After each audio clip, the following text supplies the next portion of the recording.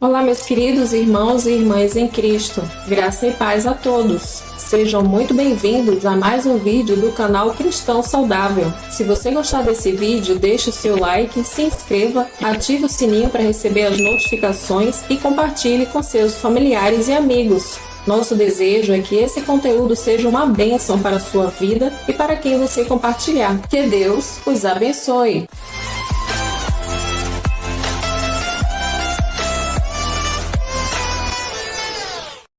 Hoje abordaremos um assunto sobre um ditado popular que muitos de nós já ouvimos. Crente não bebe, mas come, que é uma bênção. Esse ditado, embora seja muitas vezes usado de forma jocosa, traz à tona questões profundas sobre nossas escolhas e como elas podem afetar nossa vida espiritual. Vamos explorar isso à luz das Escrituras? Enquanto desenvolvia esse conteúdo, encontrei um artigo publicado em 2013 no site do pastor Josué Gomes, que infelizmente não está mais entre nós, mas quero fazer de suas palavras parte das minhas que direi nesse vídeo. Por tratar-se de um tema que para muitos é melindroso e polêmico, é com muito respeito a todos que produzi esse conteúdo, mas nem por isso podemos fingir que ele não necessita ser abordado. Espero maturidade e um espírito nobre de quem o assistir, pois é um alerta de quem tem experiência de vida sobre os perigos da obesidade. Para facilitar o entendimento, abordarei o assunto em 5 tópicos. Vamos começar? A importância das escolhas. As escolhas que fazemos em nossa vida têm um impacto significativo em nossa jornada espiritual. A Bíblia nos adverte em Deuteronômio 30, versículo 19: Hoje invoco os céus e a terra como testemunhas contra vocês, de que coloquei diante de vocês a vida e a morte, a bênção e a maldição. Agora, escolham a vida para que vocês e seus filhos vivam. Essa passagem nos mostra que Deus nos deu livre-arbítrio para escolher entre a bênção e a maldição. Portanto, nossas escolhas são cruciais. O álcool e a Bíblia. O ditado menciona: crente não bebe. A Bíblia nos dá orientações claras sobre o uso do álcool. Em Efésios 5, versículo 18, o apóstolo Paulo nos adverte: não se embriaguem com vinho, que leva à libertinagem, mas deixem-se encher pelo Espírito. O consumo excessivo de álcool pode levar à embriaguez e uma série de problemas físicos, mentais e espirituais. É uma escolha que pode nos afastar da bênção de Deus. O comer como bênção. O ditado também menciona que os crentes comem, que é uma bênção. A comida é um presente de Deus para nós, e a Bíblia nos lembra disso em 1 Timóteo 4, do versículo 4 ao 5. Pois tudo que Deus criou é bom, e nada deve ser rejeitado, se for recebido com ações de graças, porque é santificado pela palavra de Deus e pela oração. Comer de maneira agradecida e equilibrada é de fato uma bênção. A gratidão e a moderação são princípios bíblicos que nos lembram de cuidar do nosso corpo, que é o templo do Espírito Santo. O exagero no consumo de comida entre alguns crentes. Já falamos sobre a importância das escolhas e sobre o uso do álcool e a gratidão pela comida. Agora vamos nos aprofundar no aspecto do exagero no consumo de comida entre alguns crentes. O ditado menciona que crente não bebe. Para muitos cristãos, a decisão de não consumir álcool é uma expressão de sua fé e obediência a princípios bíblicos. A Bíblia nos aconselha a não nos embriagarmos, como mencionamos anteriormente. A preocupação em não beber álcool é legítima, porém visa manter uma vida de pureza e santidade. No entanto, é lamentável que, em algumas ocasiões, esse cuidado e preocupação de se abster do consumo do álcool não seja aplicado ao excesso no consumo de comida.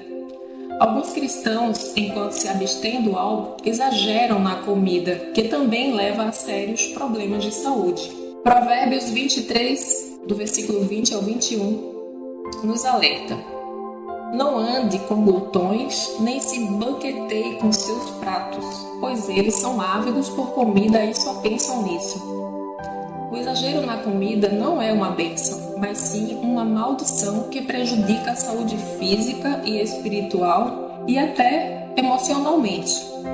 Além disso, esse comportamento pode ser motivo de chacotas por parte daqueles que não compartilham nossa fé. O estado do corpo é o retrato da importância que damos a ele. A obesidade é uma doença que deve ser tratada, podendo ter origens patológicas, e esses casos eu excluo dos meus comentários. Mas a maioria que está acima do peso é devido ao descontrole alimentar e ao sedentarismo. Devemos comer bem, ou seja, com qualidade, para podermos viver e muito, e não viver para comer muito. Sei que falar algumas verdades irrita algumas pessoas, principalmente líderes. Vejo pregadores e uma boa parte deles está acima do peso, condenando veementemente o uso de drogas pelos malefícios que causam ao corpo, à família e à sociedade, dizendo que o corpo é templo do Espírito Santo, o lugar onde ele habita, o seu lar, a sua casa. Mas e a obesidade? Também não trazem os mesmos problemas? O estado do corpo contrasta com o da alma e do espírito. E tem gente que leva isso como piada. É vexatório o estado físico de uma grande maioria de líderes evangélicos, pois estão obesos. E alguns, a obesidade já é mórbida. Pessoas que adoeceram porque sucumbiram ao pecado da gula. Sim, estão doentes e precisam de um médico, necessitam de um tratamento, mesmo achando que estão se sentindo bem e que os resultados dos exames de sangue são normais. A ciência já comprovou que o simples fato de estar levemente acima do peso já compromete a parte cognitiva do nosso cérebro. A gula não é apenas não ter o domínio próprio sobre a fome, mas é comer aquilo que sabidamente faz mal à sua saúde, mesmo a longo prazo. Os malefícios de alguns alimentos são imperceptíveis a curto prazo. Esse é o maior perigo. Mais cedo ou mais tarde, o corpo vai cobrar a dívida, vai mandar a conta, e quando a cobrança chega, o desastre é quase inevitável. São os abusos sistemáticos que deterioram gradativamente a casa onde o Espírito Santo habita e a torna inabitável. O risco à saúde sofrido pelos líderes já é iminente. O próprio desgaste emocional e psicológico é um tremendo agravante. Somado às noites mal dormidas e à alimentação desregradas, são atitudes que inevitavelmente levará a uma morte prematura. E nesses casos, não adianta dizer que foi a vontade de Deus, pois as Escrituras são claras que Deus nos dá duas escolhas, a bênção e a morte. Então não faz sentido orar para Deus consertar aquilo que nós destruímos. O nosso corpo é a morada de Deus e nos foi dada a responsabilidade de cuidar e zelar por ele. O descumprimento dessa obrigação gera uma dívida que será cobrada e terá que ser paga. É terrível a situação de quem faz da comida um caminho para a morte e não para o prazer e vida. Não estou tratando aqui da estética e nem dos padrões absurdos de beleza. Não, de forma alguma. Eu estou tratando com as consequências de ignorarmos um assunto tão importante. Na contramão do bom senso e da doutrina bíblica quanto ao zelo do corpo, as pessoas comem tudo o que vem pela frente, esfomeadas e compulsivas. Elas se deleitam com um excesso que prejudica o corpo. E o mesmo Deus de paz vos santifique em tudo, e todo o vosso espírito e alma e corpo sejam plenamente conservados, irrepreensíveis, para a vinda do nosso Senhor Jesus Cristo. 1 Tessalonicenses 5, versículo 23. A santificação é em tudo, corpo, alma e espírito. A conservação do corpo é uma forma de prolongar e dar qualidade à vida. Ninguém pode ter vida abundante com problemas de saúde. Infelizmente, a maioria desses problemas é oriunda da má educação alimentar e do sedentarismo. Você pode até achar que está bem, porém, quem está abalizado para dizer isso são os médicos, com suas variadas especializações. As pesquisas, as estatísticas comprovam que 85% dos casos de obesidade advêm do comer demais, ou seja, do pecado da gula. A gula é um pecado como outro qualquer. Ele está na mesma linha em Gálatas 5, onde está descrito pecados como adultério, fornicação, impureza, idolatria, feitiçaria, invejas, homicídios, bebedice, entre outros. A gula é um vício. O corpo viciado pela cocaína implora pela droga, assim como o corpo viciado em comida pede comida. Cristãos fora da forma recomendada pelas autoridades médicas e da ciência pecam duplamente. Pecam por desobediência às autoridades, temos um vídeo sobre esse tema, e pecam contra o corpo. Pecam por saberem fazer o bem e não fazem. Pecam contra o Espírito Santo e sua habitação. Ou não sabeis que o vosso corpo é o templo do Espírito Santo que habita em vós, proveniente de Deus, e que não sois de vós mesmos. 1 Coríntios 6, versículo 19. Todo inquilino sabe que é regido por um contrato, com cláusulas de direitos e deveres.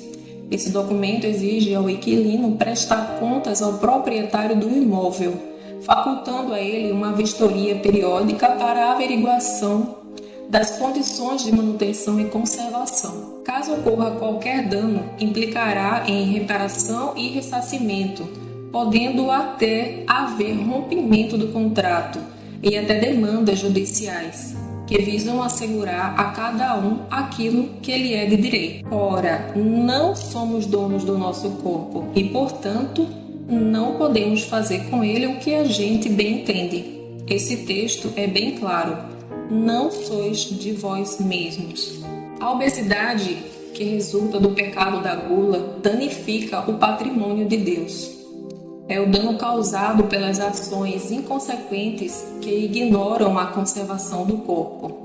A resistência em procurar profissionais da medicina e seguir as suas orientações é um claro descumprimento com a manutenção do imóvel do Senhor. É fácil deduzir que o proprietário não deve estar nada satisfeito.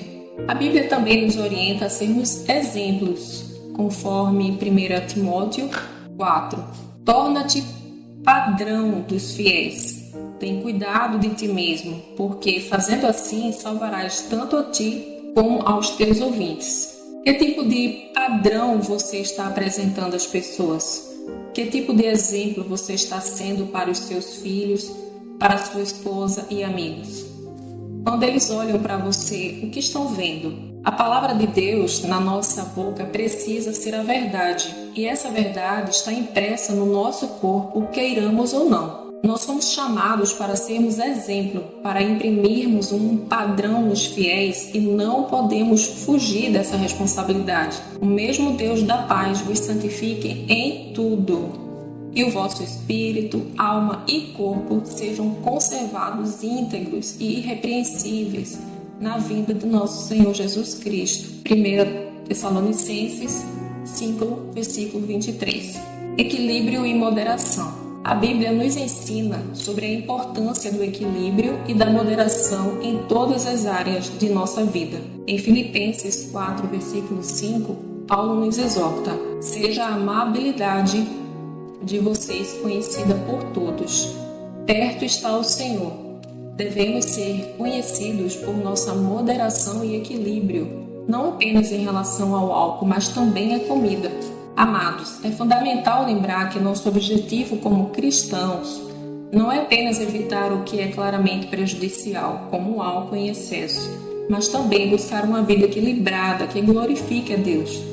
Devemos fazer escolhas sábias, não apenas na abstinência, mas também na moderação. Que possamos ser um exemplo de equilíbrio, moderação e gratidão, tanto para nossos irmãos na fé, quanto para aqueles que observam nossas vidas. Que que a nossa busca pela bênção de Deus inclua o cuidado com nossa saúde física e espiritual. Oremos para que o Espírito Santo nos guie em todas as áreas da nossa vida, capacitando-nos a fazer escolhas que honrem a Deus e sejam verdadeiramente uma bênção. Que Deus os abençoe.